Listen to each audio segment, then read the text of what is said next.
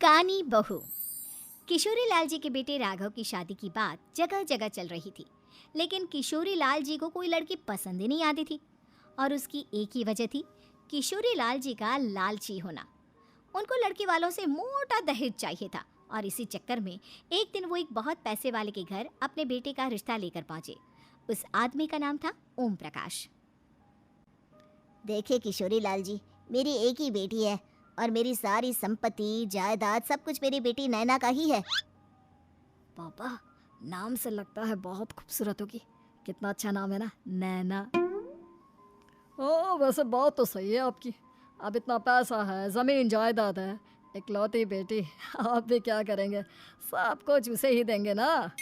बिल्कुल ठीक पहचाना आपने। बस बेटी की शादी और सारी जायदाद उसके नाम। पापा, बिना देखे हाँ कर दीजिए ना। इतना अच्छा रिश्ता फिर कहाँ मिलेगा? माला माल हो जाएंगे हम। मैं अपनी बेटी को बुलाता हूँ। अरे नहीं नहीं नहीं नहीं, आपकी बेटी का नाम नैना है, सुनकर ही लगता है बहुत सुंदर होगी। रहने दीजिए अंकल, मैं तो आपकी बेटी के नाम से ही इतना खुश हो गया हूँ कि उसे बिना देखे शादी करने को तैयार हूँ। अब तो मैं उसका चेहरा सीधे शादी के बाद ही देखूंगा। और इस तरह राघव नैना का चेहरा नहीं देखता और उससे शादी कर लेता है। शादी के बाद अपनी सुहाग रात पर जब राघव नैना का घूंघट उठाकर देखता है तो नैना की आंखें बंद थी। कितने खूबसूरत हो तुम नैना, जरा अपनी आंखें खोलकर मेरी तरफ देखो तो सही। नहीं, मुझे शर्म आती है। अरे, मैंने तुम्हें शादी से पहले भी नहीं देखा, और अब अगर तुम आंखें खोलकर मुझे देखोगी भी नहीं तो मुझे अच्छा कैसे लगेगा? इससे पहले कि नैना अपनी आंखें खोलकर राघव की तरफ देखती, अचानक से लाइट चली गई और राघव नैना को पूरी तरह से देख भी नहीं पाया। अगली सुबह नैना राघव के लिए नाश्ता बनाकर लेकर आई। अरे ये क्या, आधा पराठा सेका हुआ है और आधा बिल्कुल कच्चा। ये तुमने क्या किया नैना? बहू, तुमने क्या आधा पराठा तवे से नीचे लटका कर रखा था, जो आधा सेका है और आधा कच्चा? मुझे जितना दिखेगा उतना ही तो सीखूंगी ना पापा जी।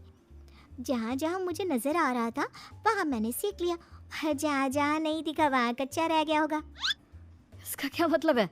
ये कैसा मजाक कर रही है तुम? अरे बहू, तुमने इतना लंबा घूंघट क्यों लगाया हुआ है? देखो, हमारे घर में बहुओं को बेटी की तरह रखा जाता है, और फिर तुम तो इतना सारा माल लेकर आई हो। देखो, ये घूंघट डाल कर रखने की कोई ज़रूरत नहीं है। हाँ नैना, पापा जी ठीक कह रहे हैं, तुम तो आराम से रहो, अपना ही घर समझो। नैना अचानक से अपना घूंघट उठा लेती है। अरे ये क्या पापा, नैना की तो एक आंख फूटी हुई है। नाम से नैना, लेकिन ये तो कानी बहू निकली।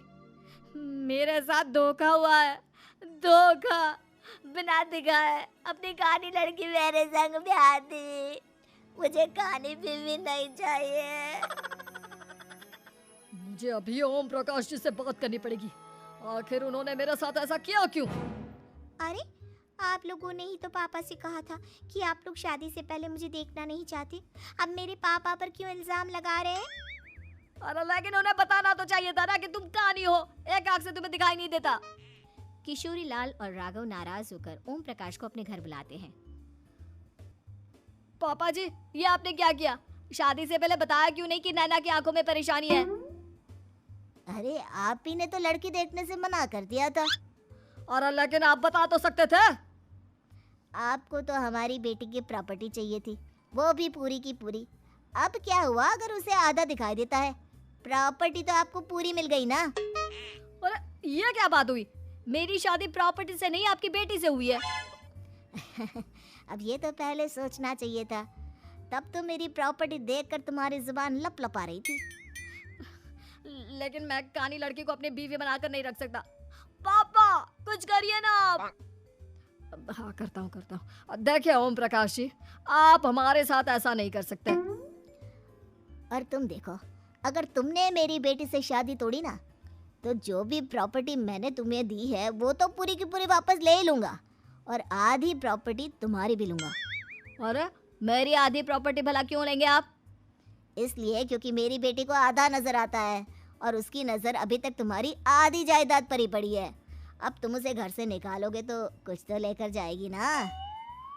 और अगर हम आपकी बेटी को अपने घर की बहू बनाकर रखे तो? तो तुम्हारी पूरी प्रॉपर्टी तुम्हारी ही रहेगी, और जो मैंने तुम्हें दिया है ना, उसमें से बस मैं आधा लेकर जाऊंगा। अरे लेकिन अब आप अपनी दी हुई प्रॉपर्टी में से आधी वापस क्यों लेकर जाएंगे? अगर मैं आपकी बेटी को अपनी पत्नी बनाकर रखने को तैयार हूँ तो।